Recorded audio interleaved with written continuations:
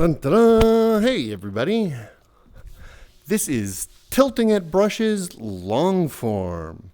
This week, rather than going for our short 2-minute to music, we're actually going to be doing a larger, longer piece. We're going to be creating it here live on Twitch, and we will be uploading the whole thing up onto YouTube as well at youtube.com/shamelessmayhem. But for now, I'm going to be painting a piece inspired by the recent Teaching Tilt Brush class, where we're doing environmental pieces at night with objects looming out of the darkness, going for a very eerie, spooky kind of setting, that type of thing. So we're going to start off in a night sky environment, just because it's got a good sky in place, darkness, that type of thing. I'm also going to change the lighting. So let's bring up the lighting panel. Since I want this to be spooky and dark, I'm first going to turn the ambient light into a blue and way down. I'm then going to do, I think I'm going to do the campfire scene again. So I'm going to have my secondary light coming down in from the front and underneath, and it's going to be that orange color. So I can have a fire lighting up from underneath. You can see the sphere. Main light, bluish, greenish, and fairly dim. Since this is a night in a forest, I want everything to be fairly dark, except for my campfire up from underneath. Okay, and hopefully that's all I need for the lights. Let's put the campfire in the center of the center. So here's my base. Let's go for a nice campfire color. Going for a nice vibrant orange.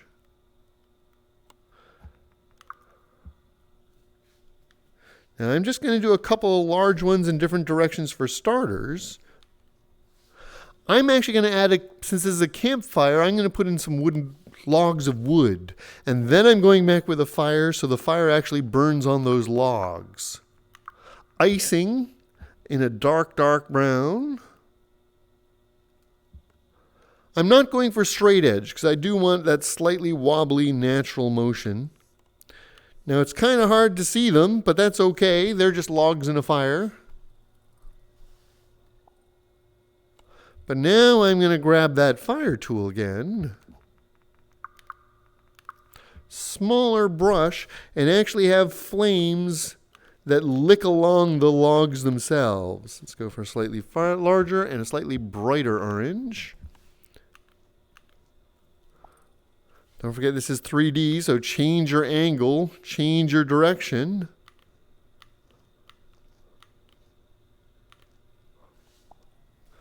And then we'll have some embers going up.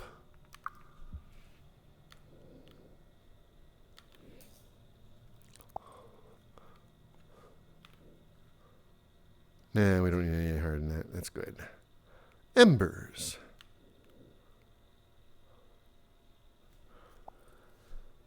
Now, as we saw in the other class, adding smoke is going to be a glow effect.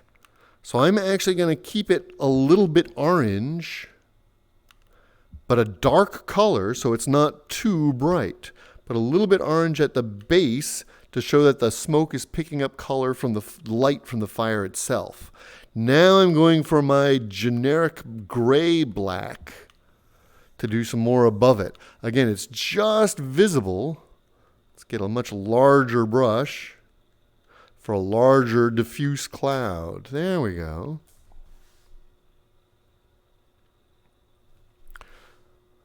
So a little bit of color at the base of the smoke really helps pick up the color from the fire, as if the fire is generating the light here. Since I'm not getting much from my lighting scheme affecting the smoke, smoke itself is light in Tilt Brush, so it doesn't have the same shadows that solid objects do. So that's why I need to actually paint in orange smoke. It's not picking up that secondary lighting effect. But that's a fairly effective way of doing it. Just the orange smoke at the base of the smoke pillar. Okay, so we got a campfire. Let's put a tent. Easy peasy tents is a nice gray duct tape. Duct tape's got that fabric texture to it. I'm also going to make it pretty big. Whoops. Here's where the straight line makes it much easier, because it doesn't make that line permanent until you let go. So I can change its angle, move it around a little bit. There. And then the second piece. Get the same starting point, and I can move it around, get its angle right. There. Tent for the campsite. I can even use selection tool if I want to move it around just a little bit more. Now we'll grab both pieces and actually settle it on the ground. We want to set it so we're sort of facing the campfire.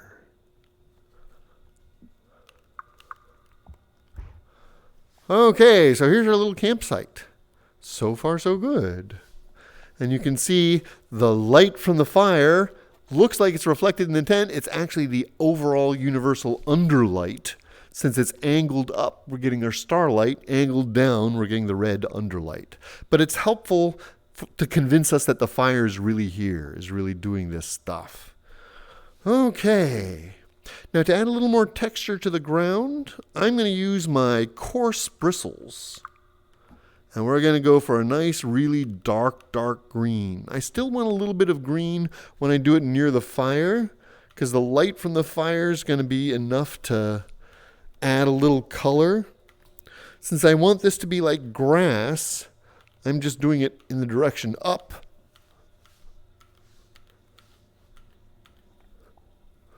And I'll do some more behind.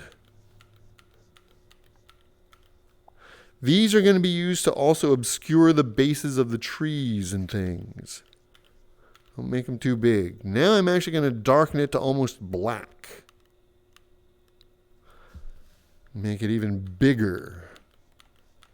And again, this isn't to look so much like natural trees, so much as to obscure the forest I'm going to be adding to it in the background. Okay. Now I've got a little more environment here. If I really wanted to do a lot of this coarse bristles, once I got the first few down, I can actually use the selection tool to grab all these coarse bristles, duplicate, duplicate, duplicate. So I can very quickly get a whole lot in an area around my starting point. Kind of hard to tell because it's all really dark, but I'm now surrounded by this texture. This grassy texture. This is going to be a forest, so I want to do trees. There's a bunch of different ways to do trees. Really, I'm just doing a suggestion of a pine forest, so I don't really need to get too detailed. The detail is here in the campsite. So one way is you can use the tool called spikes. I'm going to choose that dark green, and you can see it just makes spikes.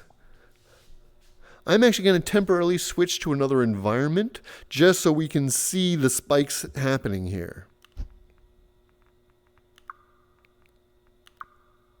Okay. Spikes in a super dark green. Now, advantage, it's quick and easy. Disadvantage, they're actually three-sided triangles with very sharp edges. If I do one in a paler color, you can actually see those edges as a triangle. So another way I could do these, if I can get rid of a bunch of those, is with my favorite matte tool, matte hull, and go for a slightly smaller brush, but I just do a circle and pull up. Circle and pull up. Another quick, easy way, and you can see it's got very round shape, very round dimension to it. So what I'm going to be doing is I'm going to be making these shapes in this darker environment. So let me go for my dark green. And I'm just going to start doing these shapes. different sizes, slightly different directions to give the impression of a sort of a pine tree forest. I'll do a few closer into the foreground that are a little smaller, just so we can get some of those shapes. I'll do some in various different shades of green, some lighter, some darker. Different sizes. Obviously, in the background, they can get bigger. And just like I did with my bristles, I can use the selection tool to grab a bunch of these trees.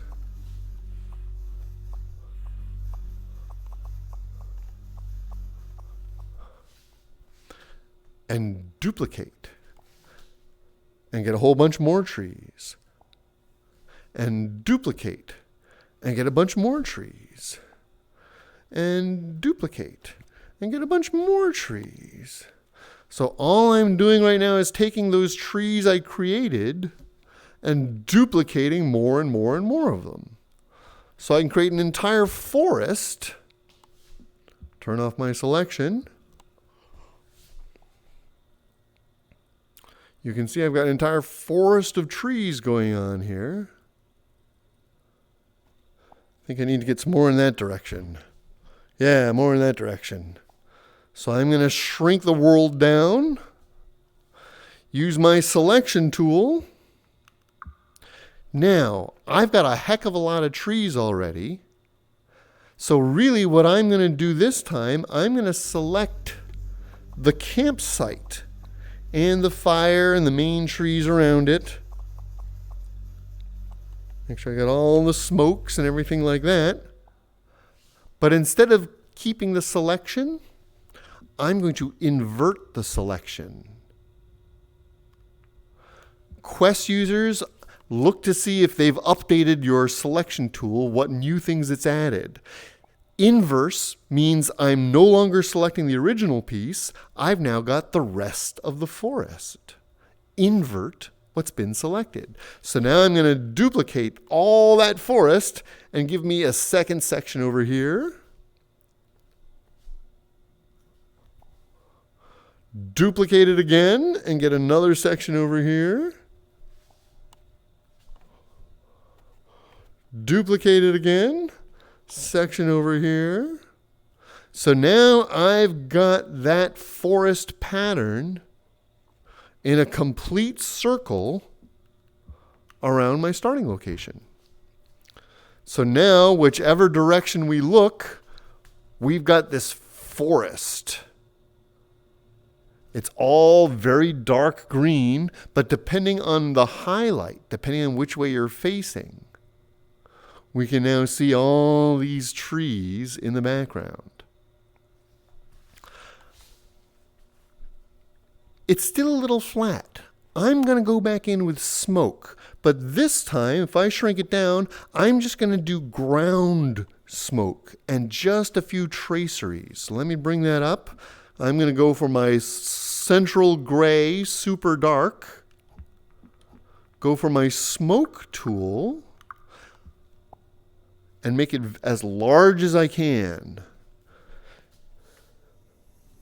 Now, one thing you've seen, if you paint the same area with smoke over and over, it gets paler, it gets brighter, because smoke is actually adding light as you're painting it. So as I go through here, I'm just going to be adding little traceries, a few through the trees. I'm trying not to paint over the same spaces as much as possible. But I am going all the way back into the background and having smoke at different levels. So it's almost like there's a fog weaving between the trees here.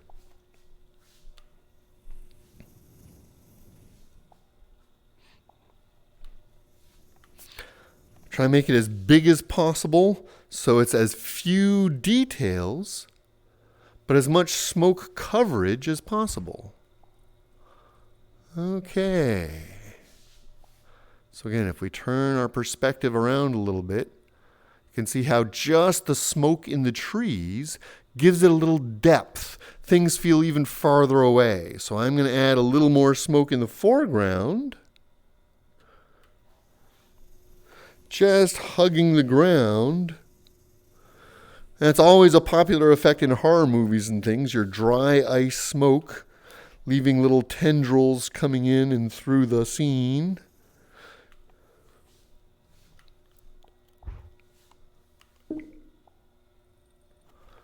Okay, a little heavy on the smoke in some places, but now I can go through with my eraser. A little bit heavy in here. As long as you do it in separate pieces, not one big line, you can often remove details without losing the whole cloud of smoke. There we go. Nice forest environmental scene. This foreground grass keeps getting in front of the camera. Normally, this is being viewed in full 360, so that's not an issue. People can walk around and see different things. Since I'm doing this for you guys, I'm going to get rid of some of these foreground pieces that can get in your way of seeing what I'm painting. There we go. Okay. I'm actually going to add a little more smoke at a little higher elevation in the background, again to blend things in a little bit. Just be careful not to overdo it. But I'm going to be bringing in my something looming in out of the darkness. So I want to make sure we've got some good ways of looking at scale, seeing what's far away, that type of stuff. So I'm going out here amongst all these trees, just adding a little bit more smoke effect.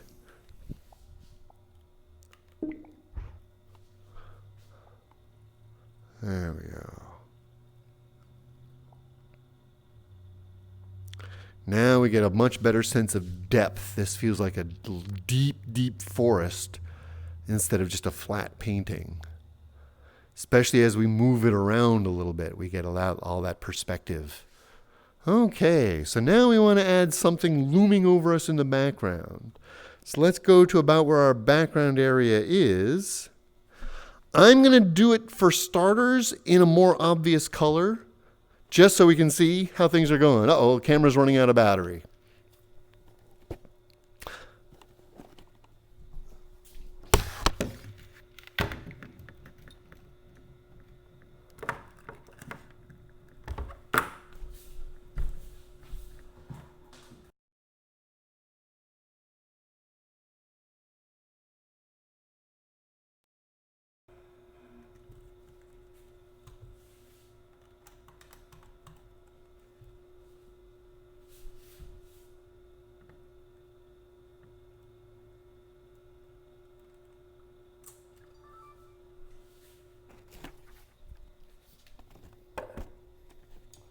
Okay, we may have to do some restart here. I'm going to shut down the stream while we get our cameras and systems back. We'll finish up this painting in a little bit. Actually, it looks like we might have things back in place already. So while things are working, we're going to dive back in and finish this up. Okay, let's fix the corner of our view. Okay. So now that we've got our campfire going here, let's get some objects in the background. As I was saying, I'm going to do it in a slightly different color. That way we can see it against the background until we get it in place. So I'm actually going to use a purplish color. Still keep it dark so it's looming, but let's start back here.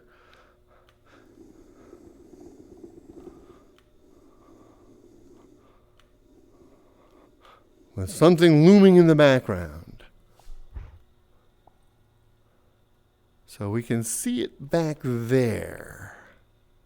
I think if we move it closer and down a little bit, I also want to make sure it's not out of view. Yeah, it's a little out of view too far that way. Okay, so now we'll shrink it down. Grab our selection. Get our giant monster shape, and we'll move it over here. A little closer, a little leaning over. Okay.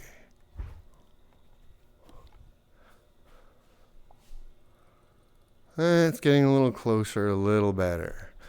One more time. Let's bring it down here. I also don't want it obscured by the smoke from the campfire. There we go.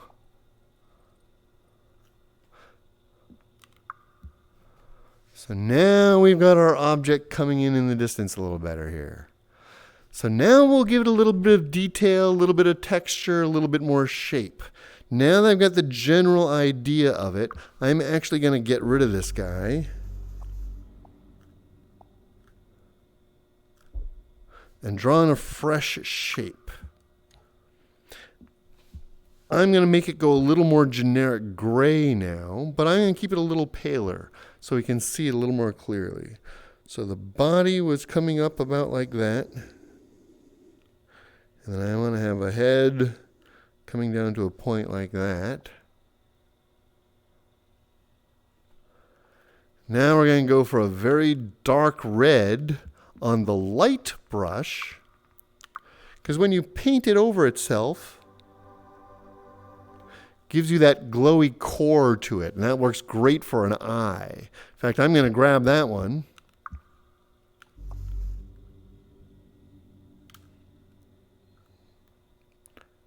Eye number 1. Duplicate.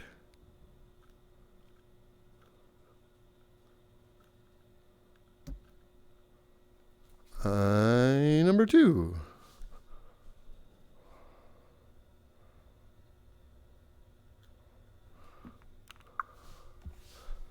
There we go. Spooky eyes.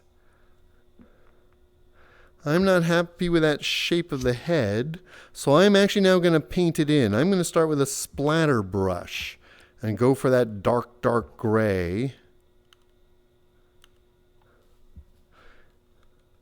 And just start getting in the shape of the head I'm looking for here.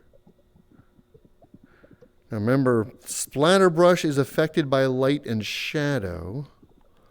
So if I do things like this, I should get that underlighting orange light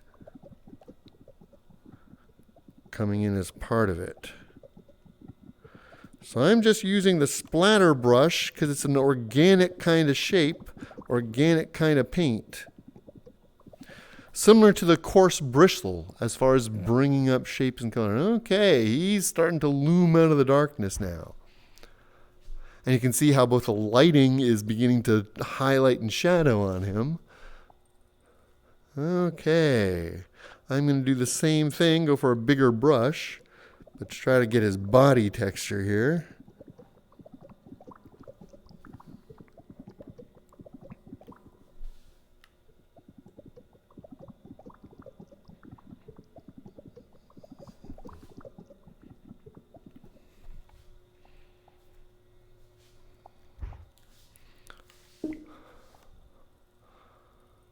Okay, shape looming out of the darkness. I'm even going to go and grab that super black coarse bristles. Just so I can, oops, not even black enough yet. All the way black. Just so I can, again, try to obscure some of his shape, blend it into the background. So unless you're really looking at him, he's just emerging from the gloom. There we go. Since this is Tilt Brush, and I like him so much, let's give him some little friends. So select everything I like about him, the body and everything. Duplicate. But now I'm going to make it small.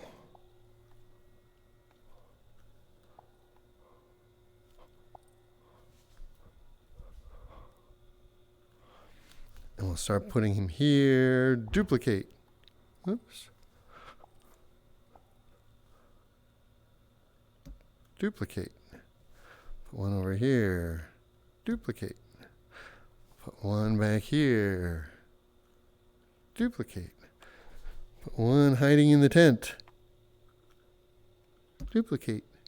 Put one over here a little bit bigger. Duplicate. Put some in the bushes over here. Duplicate.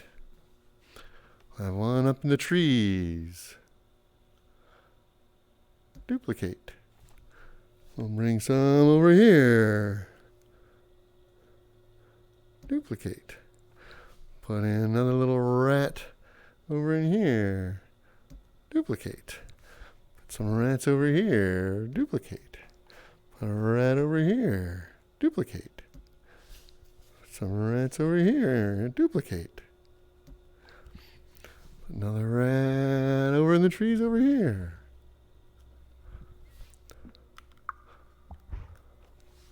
So, we are now in our campsite, and we are not alone. We've got the giant rat in the background, and we've got all these little glittering eyes throughout the wilderness behind us. That's kind of fun.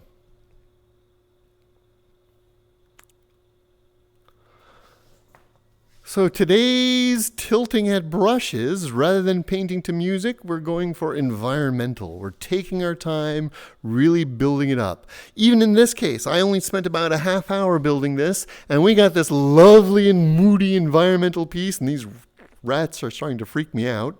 I put in a whole bunch of them. In the headset, it's even more impressive because you see them as little pairs of beady glowing eyes. And there's one skittering around in front of you.